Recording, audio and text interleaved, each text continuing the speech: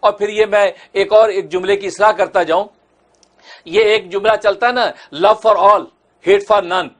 یہ جملہ غیر فطری جملہ ہے. لو فار آل ہو ہی نہیں سکتی، love for impossible, hate for none یہ امپاسبل، کیونکہ یہ تو نبی کی حدیث ہے، الحب فی اللہ والبغض فی اللہ، کہ اللہ کی وجہ سے محبت کرنا بھی ہوگا اور اللہ کی وجہ سے نفرت کرنا بھی ہوگا.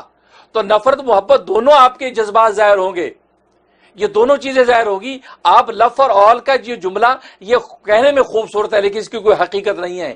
اس کو میں نے کس طرح بدلا؟ میں کیا کہتا ہوں؟ میں یہ کہتا ہوں جو بالکل نیچرل ہے، میں کہتا ہوں peace for all, peace for all, terror for none. Peace for all, terror for none, کہ امن سب کے لیے ہو، دہشت گردی کسی کے لیے نہیں. کیونکہ دہشت گردی کی اجازت اسلام اور فطرت نے کہیں بھی نہیں دی، بلکہ کسی بھی مذہب نے نہیں دی ہے.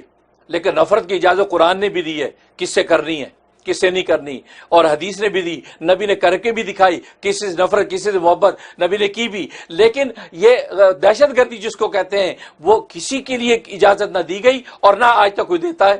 لیکن پیس اور امن جو ہے وہ سب کے لیے. اب ابراہیم خلیل اللہ نے سب کے لیے امن مانگا، مکہ میں سب کے لیے امن مانگا، بلکہ کافر ہو یا غیر مسلمان ہو سب کے لیے مانگا. معلومات یہ جملہ فطری ہے جو میں کہہ رہا ہوں، peace for all, terror for نن.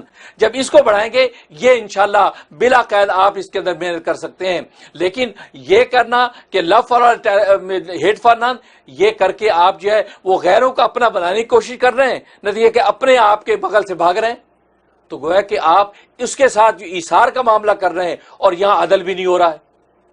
اس لیے ایثار کا معاملہ وہاں کریں جہاں عدل تو نہ ٹوٹے اپنوں سے، یہاں اپنوں سے عدل ٹوٹ رہا ہے. لہٰذا میں چاہ رہا ہوں اعتدال کا راستہ اختیار کریں گے تو انشاءاللہ اس کے اندر کسی قسم کی کوئی کنٹروورسی پیدا نہیں ہوگی.